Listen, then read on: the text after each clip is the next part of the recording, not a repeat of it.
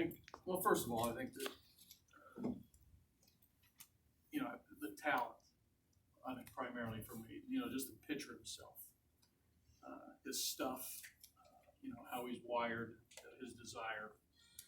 And I think this past season was for him a learning experience, right? I mean, 18, was a great year. Yeah. He made it through, some challenges and some ups and downs. I think you're going to see a little different delivery. I don't know whether he spoke to that a little bit. That flamingo pause, gone. It's momentum building, more athletic, up tempo delivery, no stop. He's doing some work in Scottsdale now. Working on his breaking pitches. There's some spin stuff that we're talking about that Kyle's really taking a hold to. So, he's healthy. He feels good. He's a confident, convicted pitcher. I think just things line up for him to bounce back out. I mean, do we know what the numbers are going to be and how it's going to be? But if he stays healthy, he's going to be a major contributor. Buddy, there's been a lot of news lately with Nolan, the contract, the trade talk, and everything else. How do you handle that with the group here? I mean, is it something you begin addressing before you get to spring training? I don't think so. I think players, and I've seen a lot of guys for the first time today, and I've talked to guys through the course of the winter about them and how they're doing individually. So players are wired to play, right?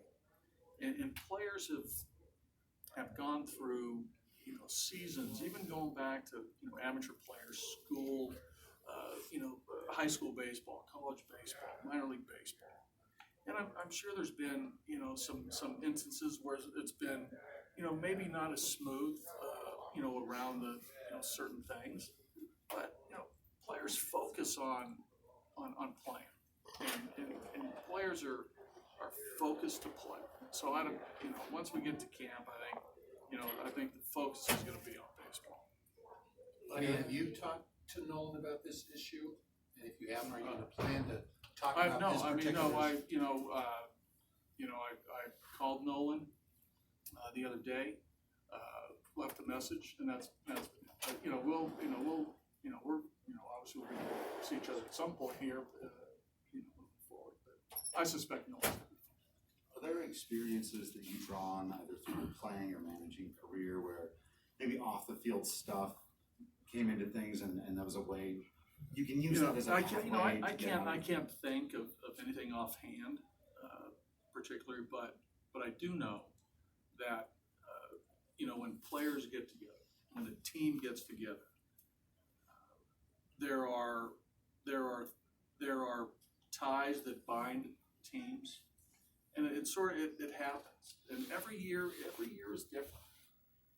But I know just from my experience, and I know the makeup of our players, of our group that we presently have. It's a group of players that is pretty bonded, pretty united, and I think that is something that I feel good about. The coaches feel good about. The coaches have been here, and there's been 15 players here. From all from young guys to Trev and Kyle and some big leaguers. But things are going to be fine. Just players sort of they stay united. Paul said that after last year, that the team's going to 2020 with kind of a chip on the shoulder, prove maybe some of the critics wrong. Do you agree with that? Is that mindset? Well, yeah, I don't know what the critics are saying. I mean, from last year or what they're just heading into this year after free agency, not doing much. I think that our group, again, I think a lot of the guys a lot of the guys on our roster, had the success of 17 and 18, playing in one game in Arizona, then the playoff games in 18. They know what that feels like, and it's not a much different group. There'll be some subtle changes on the roster moving forward, and even subtly now there's some different names, but there is a component of that, taking it personal a little bit. to prove that we're a much better team than how it ended up last year. And we chronicled a little bit what happened. Our, tough start, bounced back to 6 games over 500, had a, really rough July that really put us in a bad spot. And then, the injury started mounting in late August. Herman went down, John went down, Kyle pulled a groin. I mean, it was still rough at the end, but our guys played hard in September. I don't know what our record was, but it was, we hung in there. But I don't think that we're not gonna, we're gonna remember a little bit how that happened. And to David's point, which is great, there's a little bit of a, I think a chip or taking it last year personal and to prove that we're a better team. But you were on an 83 team that had an unexpectedly bad year. Right. And then you guys back. 82, we were in contention. Right. 83 bad. It was horrible, 84 and a horrible playoffs. end. 85. Why don't we keep going? Yeah, no, but 84 you go to the playoffs. 85 you win a world championship. I mean, can you correlate somewhat what happened in 83 to what happened last year? Well, different sort of generation of what happened in '83. That was rough, man. That sort of rocked all of baseball. What happened in '83? That was national big time stuff. And again, we hung in there, right? I think that the guys that were part of the group, the leaders, George and Hal and Quiz. The young guys had so much energy. It carried over into the next couple seasons. So I can show you, how from one season to the next things can be drastically different. And I think in baseball, players always feel that. I know that those of us in the game, those of us in uniform, always feel that way. Especially if there's been past successes. Given the struggles Shaw, McGee, and Davis had last year, how do you approach that in spring training? Do they have to win roles? What are their roles going into spring? Well, it's I think with once the season unfolds, depending on what happens opening day and who's used in the bullpen and the guys' availability the next night and night after that, those things sort of play themselves out on a nightly basis. But to your point, I think they're, those three in particular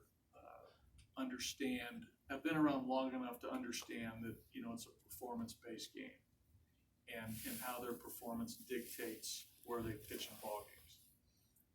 So we'll go to spring training and we'll see how everybody's throwing. You don't, make, a lot of judgments based on, a 10 inning spring training stat line, but you do see how guys are throwing, and with Shaw, McGee, Davis, we know what Wade did in 18. We know what Brian did, the first part of the season, April and May. Jake had some spots early in the year and some stretches around, so it's in there for these guys to bounce back. So we'll see.